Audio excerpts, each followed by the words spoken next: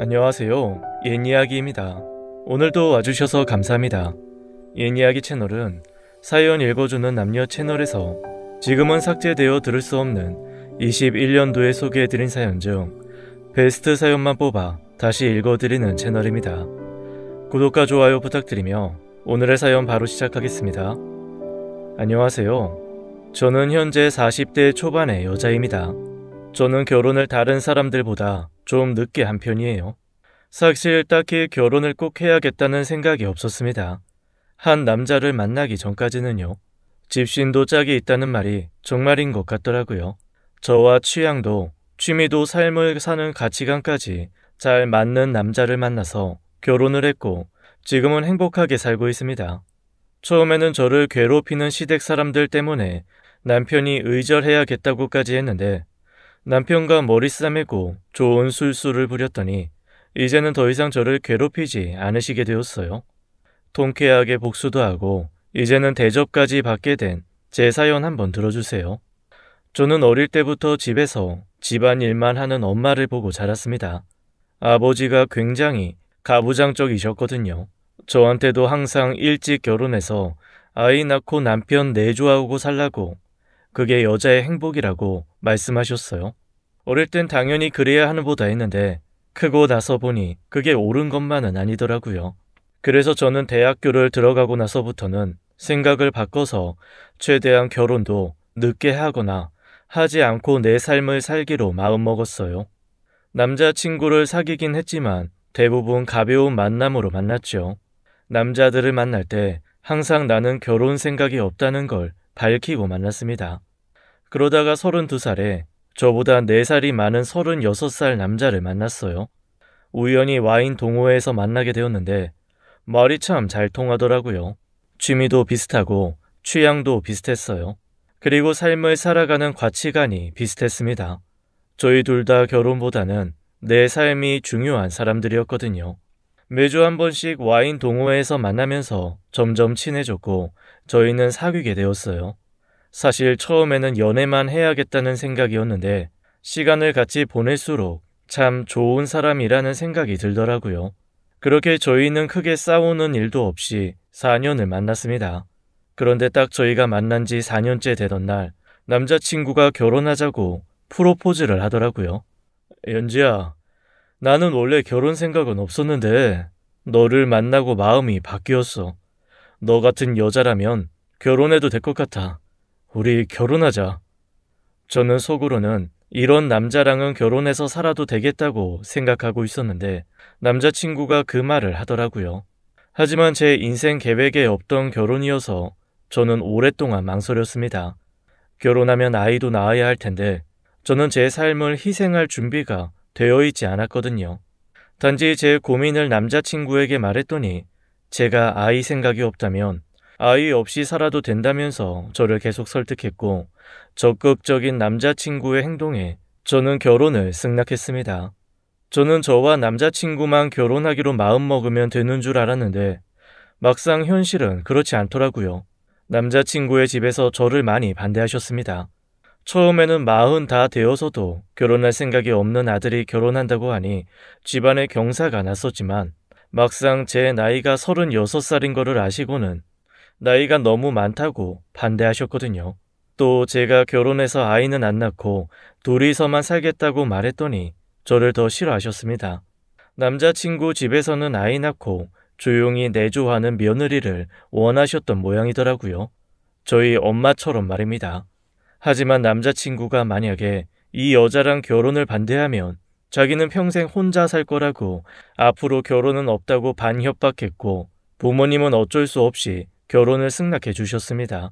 그리고 결혼은 해가 지나서 37살에 결혼을 하게 되었죠. 신혼여행을 마치고 인사를 드리러 시댁으로 갔습니다. 시어머니는 여전히 냉랭하셨지만 다행히 다른 친척분들은 저에게 잘해주시더라고요.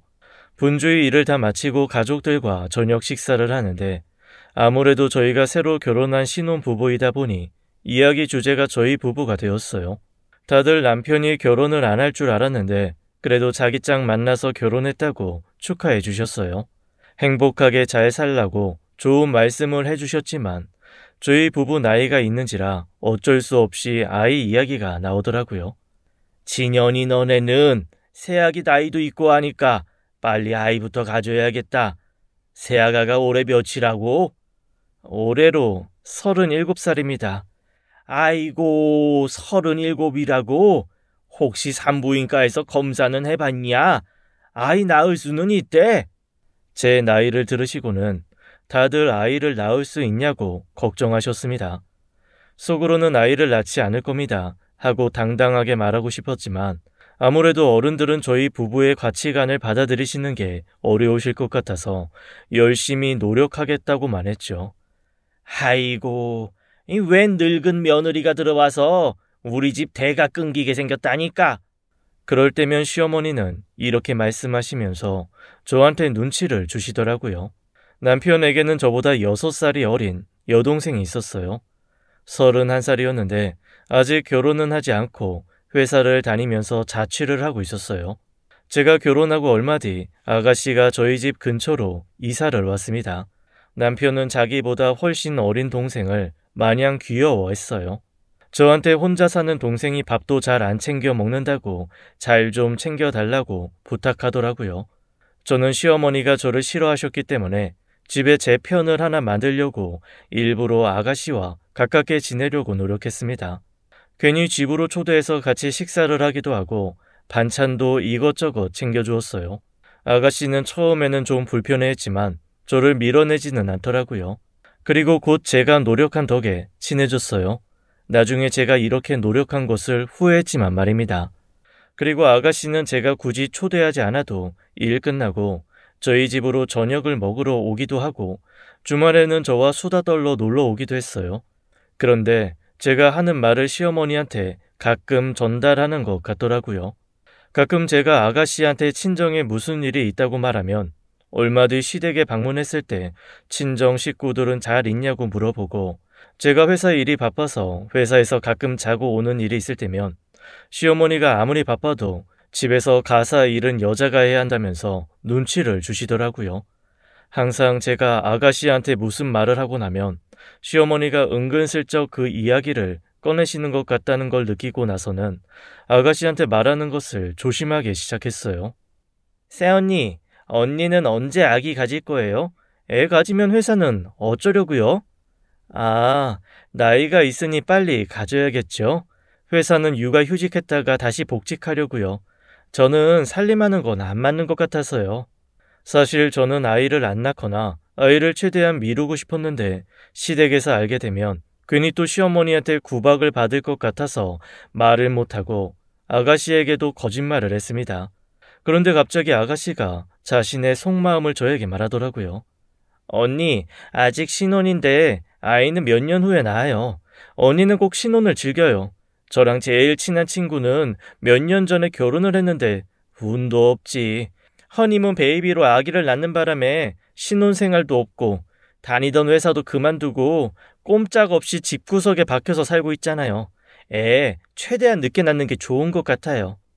시댁 식구들과는 다르게 저한테 아이를 늦게 낳으라고 말하더라고요. 아이가 있으면 자기 삶이 사라진다고요. 그러면서 자기 주변 사람들 이야기를 해주더라고요. 애 낳고 살림하는 애들 보면 자기가 다 답답하다면서 저에게는 그렇게 살지 말라고 했습니다. 그러면서 요즘에는 애 없이 부부끼리도 행복하게 잘 산다고 애기 때문에 너무 스트레스 받지 말라고까지 해주더라고요. 저도 그렇게 하고 싶은데 시부모님들이 아이를 가지라고 성화를 하시니까요. 게다가 지금 낳아도 노산인데 아이 갖는 걸 미루면 나중에 갖고 싶어도 가지지 못할까봐 걱정이기도 하고요. 그 이야기를 들으니까 아가씨가 제게 마음을 연 것 같더라고요. 그래서 저도 모르게 제 솔직한 심정을 살짝 말했습니다. 아직 아이 생각은 없지만 상황상 아이를 낳아야 할 것 같다고요. 이때 조금 더 아가씨를 경계했어야 했는데 제가 큰 실수를 했던 것 같아요. 제가 진지하게 제 속마음을 털어놓으니 아가씨는 이해가 잘 안 된다는 표정으로 고개를 갸우뚱거리더라고요. 저도 이제 31살이잖아요. 그런데 제 친구들 중에서도 아직 결혼 안 한 친구들도 많고 아예 결혼은 40 넘어서 한다는 애들도 있어요. 그런 친구들은 다들 병원에다가 난자를 얼리던데요? 난자를 얼린다고요? 저도 텔레비전에서 그런 이야기 들어보긴 했는데 그렇게 하면 건강하지 못한 아이가 나오거나 그런 거 아니에요? 네. 얼린 난자랑 정자로 낳은 아이가 문제가 있으면 누가 그걸 하겠어요. 돈 많은 사람들이 다 그런 걸 하는데요. 당연히 의학적으로 문제가 없으니까 시행되는 거겠죠?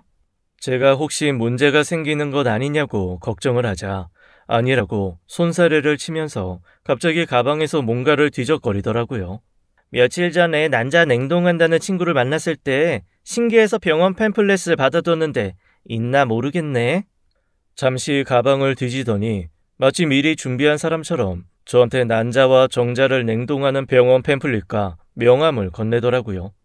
나중에야 그게 다 우연이 아니라는 걸 알고 뒤통수 맞은 기분이었지만 그때는 정말 몰랐습니다. 제 친구 중에 의사하는 친구가 있는데 아직 결혼을 안 했거든요. 딱히 결혼할 생각은 없는데 혹시 마음이 변할 수도 있으니까 이 병원에서 얼렸다고 하더라고요. 의사인 친구가 난자를 보관해둔 병원이라고 하면서 의사가 얼릴 정도면 과학적으로 안전하다고 입증된 거 아니냐고 한번 해보라고 권하더라고요. 제가 잠시 머뭇거리자 제 손에 팸플릿을 쥐어주면서 한번 자세히 보기라도 하라고 했습니다. 괜찮다는 생각이 들면 남편한테 말해서 같이 정자를 얼려두라고 하더라고요. 그러면서 자기처럼 아기한테 매여서 살지 말고 최대한 사회생활을 하고 아기는 늦게 낳으라고 덧붙였습니다. 제가 친언니 같아서 하는 말이라고 잘 생각해 보라고 했어요. 제 손을 꼭 잡고 말하는 그 모습을 보고 저는 아가씨의 검은 속내도 모르고 감동하였지 뭐예요. 그리고 아가씨가 돌아간 뒤 저는 식탁에 앉아서 한참 그 팸플렛을 들여다보았습니다. 처음에는 별 생각이 없었는데 아가씨의 의사인 친구가 난자를 얼렸다는 이야기를 들으니 해도 괜찮을 것 같다는 생각이 들더라고요. 지금은 저도 아이를 가지고 싶지는 않았지만 나중에 갖고 싶을 때 가지지 못한 몸이 되면 어쩌나 싶기도 했고요. 남편 역시 아이를 가지고 싶어 할 수도 있고요.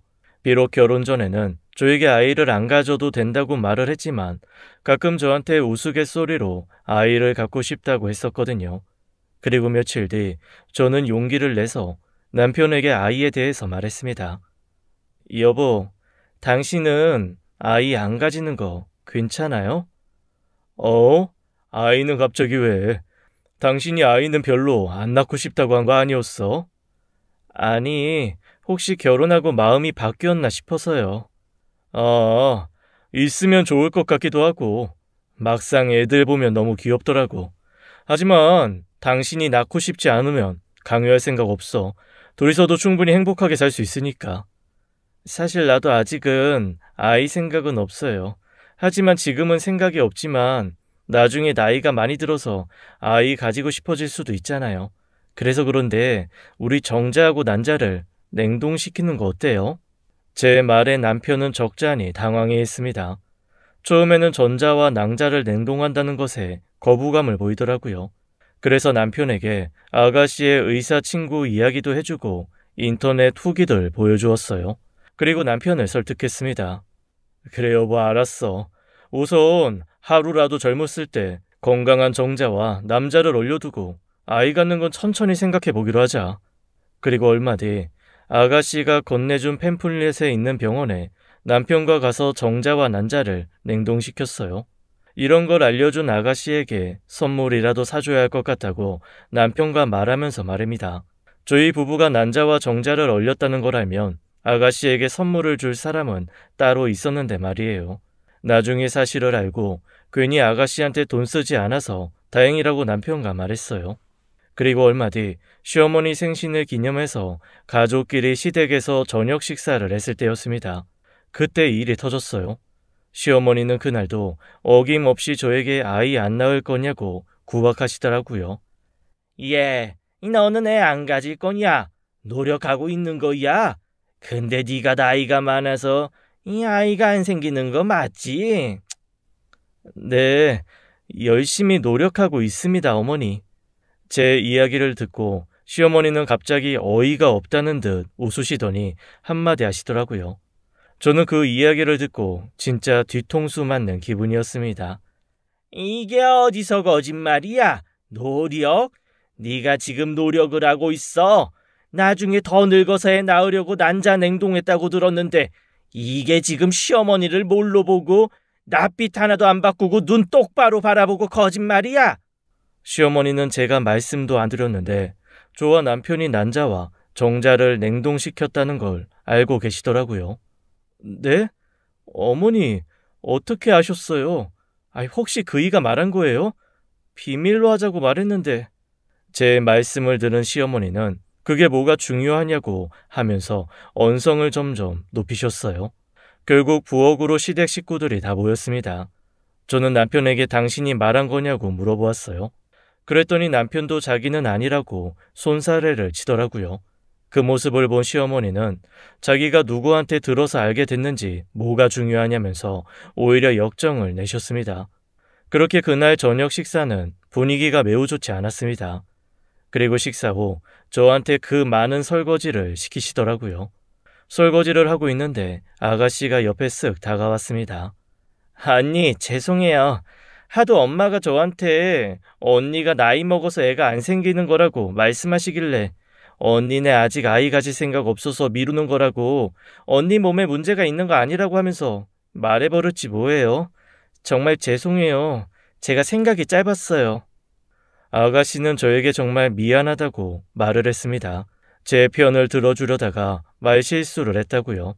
저는 사실 화가 많이 났지만 울먹이는 얼굴을 한 아가씨를 보니 화를 낼 수가 없었어요. 그래서 그냥 괜찮다는 말을 했어요. 게다가 제 편을 들어주려고 했던 것에 저는 내심 감동을 했습니다. 이게 새빨간 거짓말인 걸 정말 몰랐어요. 아가씨는 여우 주연상을 받은 배우처럼 연기를 참 잘하더라고요. 그리고 얼마 뒤 갑자기 아가씨가 저에게 가족끼리 캠핑을 하러 가자고 하더라고요. 자기가 남자친구가 있는데 결혼을 할 생각을 가지고 만난다고 저와 남편에게 소개시켜주고 싶다고 했습니다. 저는 아가씨가 결혼을 생각하는 사람이 있다는 말에 캠핑에서 맛있는 요리를 해주려고 장도 푸짐하게 봤어요. 나중에 알고 보니 저희에게 남편감을 소개도 시켜주고 저를 괴롭히려고 하려고 만든 자리였지만요. 아가씨와 아가씨 남자친구를 위해서 저와 남편이 요리를 다 했습니다. 난자와 정자를 얼리는 방법을 알려준 것에 대한 고마움의 표시이기도 했고요. 비록 시어머니한테 말해서 제가 크게 혼났었지만 그때까지는 저를 위하려다가 실수로 한 줄로만 알았거든요. 맛있는 저녁을 먹고 다 같이 모닥불을 피워놓고 둘러 앉아서 기분 좋게 맥주를 마시면서 이런저런 이야기를 했어요. 두 사람이 만난 계기부터 해서 결혼을 결심하게 된 이유까지 대부분 아가씨의 러브스토리였어요. 그런데 아가씨가 술에 많이 취했는지 갑자기 예전에 남편이 사귀었던 여자 이야기를 하더라고요. 난 오빠가 그때 그 미진인가? 그 여자랑 헤어지고 결혼 못할 줄 알았는데 이렇게 좋은 사람 만나서 잘 살고 있는 거 보니까 신기해. 그때 엄마가 반대해서 헤어지고 살이 8kg나 빠졌잖아. 그때 가족들이 얼마나 걱정했다고. 야, 너 지금 그 얘기가 왜 나와? 남편은 그 이야기를 듣고 당황해서 아가씨 입을 막으려고 했지만 아가씨는 계속 이야기를 했습니다. 알고 보니 저와 만나기 6개월 전쯤에 결혼을 하려고 집에 그 여자와 인사를 왔었대요. 그런데 시어머니가 마음에 들지 않는다고 반대를 하는 바람에 헤어졌다고 하더라고요. 그때처럼 엄마가 반대하길래 헤어질 줄 알았더니 이번에는 강하게 밀어붙이더라. 아가씨는 재밌는 이야기라도 하는 듯 웃으면서 이야기를 했습니다. 저는 남편의 과거 여자의 이야기를 들으니까 화가 났어요. 남편이 저와 만나기 전에는 결혼 생각이 없었다고 그랬거든요. 결혼하고 싶은 여자가 내가 처음이었다며, 인사드리러 간 여자가 나밖에 없다며. 제가 남편에게 살짝 따져 물었고 남편은 아무 말도 못하고 맥주만 마시더라고요. 그 모습을 보고 아가씨의 남자친구가 괜히 다른 이야기로 말을 돌리려고 노력을 했습니다. 하지만 저는 계속 남편에게 닥달을 하면서 화를 냈고 그날 캠프파이어는 결국 저와 남편이 싸우면서 끝이 났습니다. 그리고 다음날 아침에 아침을 같이 먹자고 부르려고 아가씨 텐트로 갔습니다. 그때 제가 그동안 아가씨와 시어머니 사이에 있었던 비밀을 알게 되었어요. 안에서 아가씨가 시어머니랑 전화하는 목소리가 들리더라고요. 저는 혹시라도 제가 옆에 있는 걸 아시면 시어머니가 전화기 너머로 저에게 잔소리를 하실까봐 전화가 끝날 때까지 밖에서 기다렸습니다.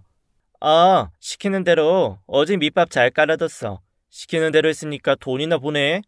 그런데 안에서 아가씨와 시어머니가 이야기하는 게 좀 이상하더라고요. 아유, 알겠어. 알았다고. 저번에 난자 냉동시키게 한 거 보면 몰라? 내가 사람 하나는 잘 구슬리잖아. 어제도 예전에 오빠가 집 데려온 여자 이야기 자연스럽게 잘해서 둘이 대판 싸웠다고. 해달라는 대로 해줬으니까 수고비 보내. 뭔가 수상해서 귀를 기울이고 잘 들어보니 제 이야기였습니다. 아가씨가 저한테 그동안 잘해주고 친하게 지냈던 것도 다 시어머니가 시켜서 그랬던 것 같았습니다. 난자를 냉동시키게 한 것도 괜히 캠핑에 와서 놀자고 해놓고 남편의 과거 이야기를 꺼내서 저희 부부를 싸우게 한 것도 시어머니 머리에서 나오신 거더라고요. 아가씨의 두 얼굴에 충격을 받은 저는 계속 그 자리에 멍하니 서 있었습니다. 그리고 곧이어 들려오는 아가씨와 아가씨의 남자친구의 이야기를 듣고 속에서 열불이 나더라고요. 자기야, 어제 그거 다 자기 어머님이 당신한테 시킨 거였어? 엄마가 돈 준다고 하라는데 어떡해. 난 몰라. 몰라. 돈 준다니까 하는 거지. 우리 곧 결혼할 때 돈 많이 들잖아. 그것 때문에 요즘 알바 중이야. 결혼할 때 돈이 많이 드는 건 맞는데 그래도 그건 좀 아닌 것 같지 않아? 캠핑 그래서 오자고 한 거였어? 아니야. 오빠랑 새언니한테 자기 소개시켜주려고 만든 자리는 맞아. 그런데 엄마가 돈 준다고 하면서 오빠 전에 만났던 여자 이야기 좀 하라고 하잖아. 둘이 잘 지내는 꼴 보기 싫다고. 낸들 알아. 그 심보를. 이런 사람이 내 시어머니가 아닌 걸 다행이라고 생각하고 살아야지 뭐. 아가씨의 이야기를 들어보니 시어머니는 정자와 난자를 얼리라고 한 건 저희가 아이를 낳고 싶은 마음이 들었을 때 낳지 못한 몸이 될까봐 걱정이 되어서 하신 건 맞더라고요. 그런데 제가 싫어서 아가씨한테 대신 말하게 시키신 거였습니다. 얼마나 제가 싫으면 자기 딸한테 거짓말까지 시켰나 싶어서 소름이 다 끼쳤어요. 또 저와 남편을 위해서 꾸민 일이라고는 했지만 괜히 저를 괴롭히고 싶으셔서 그걸 트집 잡아 크게 혼내신 거더라고요.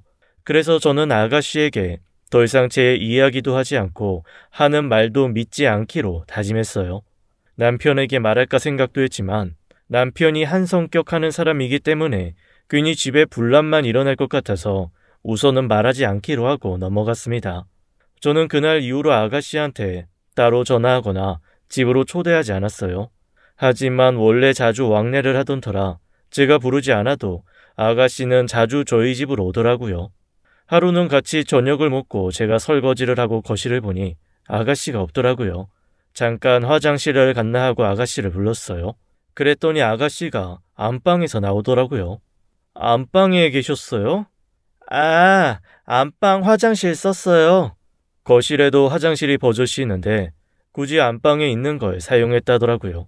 그리고 제가 그 이유를 물어보지도 않았는데 요즘 속이 안 좋아서 볼일을 보고 나면 혹시 냄새라도 날까봐 방에 있는 걸 썼다고 했습니다. 저는 좀 이상했지만 딱히 말을 하지는 않았어요. 하지만 그 뒤로도 조금 수상한 행동들이 계속되었습니다. 다음번에 와서는 저희 방 서재에 책을 좀 빌려가도 되겠냐고 물어보더라고요. 그래서 알겠다고 빌려가라고 말을 했는데 한참을 나오지 않는 겁니다. 저는 아가씨가 책을 읽는가 보다 하고 있었죠. 한참 후 아가씨를 부르러 서재로 들어갔는데 아가씨는 책을 읽기는커녕 다른 것에 집중하고 있었어요. 어머, 깜짝이야. 아가씨는 갑자기 들어온 저를 보고 엄청 놀라 하더라고요. 뭔가 죄 지은 사람처럼 말입니다. 그런데 아가씨 손에는 책 대신 컴퓨터 마우스가 쥐어져 있었어요. 책 보고 계신 거 아니셨어요? 갑자기 컴퓨터는 왜? 제가 컴퓨터를 하고 있는 아가씨에게 물어보니 아가씨가 책을 보고 있었는데 친구가 지금 자기가 구매하고 싶은 제품이 타임 세일을 한다고 하길래 컴퓨터를 켰다고 둘러대더라고요. 제가 휴대폰을 보면 되지 왜 컴퓨터를 켜냐고 살짝 눈치를 줬더니 지금 사이트가 폭주해서 휴대폰으로 안 들어가져서 혹시 컴퓨터로는 들어가질까 하고 켜봤다고 했습니다. 그러면서 컴퓨터로도 사이트가 안 들어가진다고 하고는 불이 나게 집으로 돌아갔어요. 저는 왠지 아가씨와 시어머니가 또 뭔가를 꾸미는 것 같다는 생각이 들었어요. 그리고 마음속으로 절대로 당하지 않아야겠다고 생각했습니다. 일이 있고 얼마 뒤 갑자기 아가씨가 저한테 전화를 하더라고요. 언니, 혹시 지금 오빠 있어요? 네, 오늘 토요일이라서 어디 안 가고 텔레비전 보고 쉬고 있어요. 왜요? 아, 오빠가 있구나. 제가 중요하게 할 말이 있는데 오빠가 들으면 곤란한 이야기라서요. 혹시 괜찮으면 좀 이따가 사거리 카페로 나오실 수 있어요? 아가씨는 엄청난 비밀이라도 말할 것처럼 저에게 말을 했어요. 저는 또 뭔 짓거리를 해서 내 속을 뒤집어 놓으려고 하나 싶더라고요. 바쁘다고 하고 시간을 낼 수 없다고 말하려 했는데 그러면 나중에 또 만나자고 연락을 할 것 같아서 그냥 알겠다고 하고 약속을 잡았습니다. 시간을 맞춰 카페로 향했더니 아가씨가 먼저 와서 저를 기다리고 있더라고요. 이 얘기를 해야 하나 말아야 하나 했는데 오빠 바람 피고 있는 것 같아요. 그런데 저를 보자마자 울상을 하고는 남편이 바람을 피우는 것 같다고 말을 하더라고요. 제가 깜짝 놀란 척을 하고 무슨 말이냐고 물었습니다. 사실 한 달 전쯤 잘 기억은 안 나는데 오빠가 어떤 여자랑 단둘이 술을 마시고 있는 걸 봤어요. 잠실역 부근에서요. 네? 아니, 뭐 회사 사람인가 보죠. 저도 동료인 남자랑 둘이서 술 마시고 할 때도 있어요. 저는 대수롭지 않다는 듯 대답했어요. 이젠 하다 자기 오빠가 바람 났다는 거짓말로 저와 남편을 싸우게 하려고 하다보다 어이가 없어 하고 있었습니다. 그런데 아가씨는 아직도 뭔가 더 할 말이 있는 듯 제 앞에서 심각한 얼굴을 하고는 머뭇거리더라고요. 그것 때문에 저 부르신 거예요? 제가 아는 여자였어요. 오빠가 같이 있는 여자. 오빠 회사 동료 아니었어요. 아가씨는 뒤이어 자기가 본 여자의 이름을 말했습니다. 윤미진. 바로 예전에 남편이 집에 결혼하려고 데려온 여자의 이름을 대더라고요. 저는 순간 눈이 동그래졌어요. 네? 그 여자를 남편이 만났다고요? 네. 그래서 제가 그때 괜히 캠핑장에서 오빠한테 그 여자 이야기를 했던 거예요. 한번 떠보려고요. 그런데 뒤이어서 하는 말을 듣고는 지금 이것도 시어머니랑 짜고 나를 괴롭히는 거구나 하는 생각이 들었습니다. 아무래도 아가씨는 제가 캠핑장에서 시어머니랑 전화 통화한 걸 몰래 엿들었다는 걸 모르고 그런 말을 하는 것 같더라고요. 분명 그때 시어머니가 시켜서 그 여자 이야기를 했다고 했었거든요. 정말 하마터면 속아 넘어갈 뻔했어요. 거짓말 한다는 것을 깨닫고 웃음이 나오려고 했는데 겨우겨우 참고 저도 놀란 연기를 했어요. 정말요? 두 사람 다정해 보이던가요? 저는 일부러 커피잔을 잡고 부들부들 떨면서 이야기를 했습니다. 그랬더니 아가씨는 어두운 표정을 하고는 고개를 끄덕이더니 가방에서 뭔가를 꺼내더라고요. 그건 남편과 윤미진이라는 여자가 같이 있는 사진이었습니다. 이게 뭐예요? 그 사진을 보고 저는 깜짝 놀랐어요. 혹시 정말로 남편이 바람 피우는 건가 싶었거든요. 증거가 제 눈앞에 있으니까 말이에요. 제가 혹시나 해서 저번에 언니네 서재 컴퓨터를 뒤져봤어요. 제가 눈으로만 그 여자랑 오빠가 같이 있다는 걸 봤다고 하면 못 믿을 것 같아서요. 근데 이게 있더라고요. 사진 속의 두 사람은 정말 다정해 보였습니다. 그리고 최근에 찍은 사진 같더라고요. 저는 그 순간 정말 아가씨의 말대로 남편이 바람을 피운다고 생각했어요. 잔뜩 화난 얼굴로 사진을 노려보고 있는 저에게 아가씨는 혹시 문제가 될까봐 컴퓨터에 있던 사진들은 다 삭제했고 자기가 몇 개만 증거로 가지고 있다더라고요. 사실 오빠한테 말해서 정신 차리라고 말할까 하다가 왠지 저한테 말해줘야 할 것 같아서 말해준다고 했습니다. 같은 여자 입장이고 오빠보다는 제 편이라고 하면서 말이에요.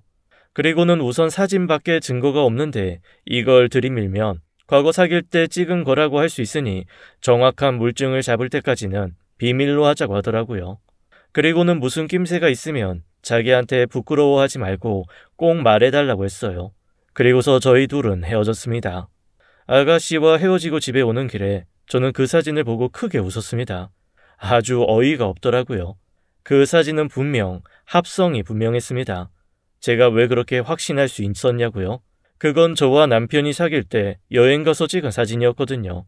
남편과 제주도 여행을 갔을 때 돌하르방에 어깨 동무하고 제가 찍어준 사진에서 돌하르방을 지우고 그 여자 사진을 합성했더라고요. 너무 자연스럽게 합성이 되어서 하마터면 저도 깜빡 속을 뻔했지 뭐예요. 그리고 저는 집으로 가서 남편에게 그 사진을 들이밀었습니다.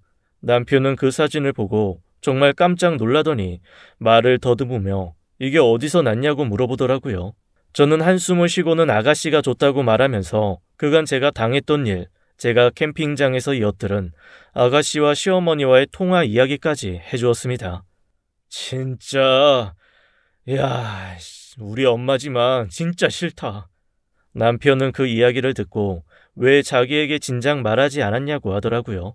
저는 남편이 한성격하기 때문에 괜히 제 이야기를 듣고 집안에 분란이 날까봐 말을 안 했다고 했어요. 그전에는 대충 제 선에서 해결할 수 있겠다 싶었다고요. 하지만 오늘 이 사진을 건네받고 생각을 해봤는데 도저히 그냥 있을 수 없을 것 같다고 같이 해결책을 좀 찾아보자고 했죠. 남편은 저한테 계속 미안하다고 하면서 엄마한테 정 떨어진다고 고개를 젓더라고요. 그리고는 이건 해결할 수 없는 일이라고 자기가 자기 엄마와 여동생을 불러서 의절이라도 하자고 해야겠다고 하더라고요. 저는 두 사람이 하는 짓을 봐서는 화낸다고 될 일이 아니라고 진짜 인연을 끊을 것 아니면 좀 더 좋은 방법을 생각해보자고 남편을 말렸습니다. 그래서 남편과 주말 내내 인터넷으로 시어머니 골리는 방법, 시집살이 극복 방법 등을 찾아보았고 사랑과 전쟁과 같은 프로그램도 밤새도록 시청했어요.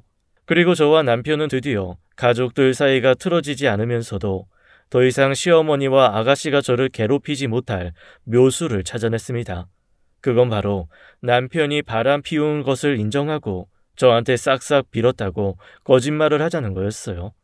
그리고 다음 주에 아가씨에게 할 말이 있다고 하고 집에 오라고 전화를 했습니다. 언니, 무슨 일 있어요? 혹시 오빠랑 그것 때문에 싸우기라도 한 거예요? 아가씨는 저희 집에 오자마자 걱정스러운 척 연기를 하더라고요. 저는 계획을 실행했어요. 사진들을 보여주면서 남편이랑 이것 때문에 대판 싸웠다고요. 그 이야기를 듣고 아가씨는 정확한 증거를 찾을 때까지 좀 참지 그랬냐고 저를 나무라더라고요. 게다가 오빠가 아니라고 발뺌하지 않았냐고 물어보더라고요. 아니에요. 두 사람 사이가 더 깊어지기 전에 싹을 잘라야겠다는 생각이 들었거든요. 그런데 다행히도 아가씨가 건넨 사진들 덕분에 남편이 무릎 꿇고 싹싹 빌더라고요. 네? 무릎 꿇고 싹싹 빌었다고요?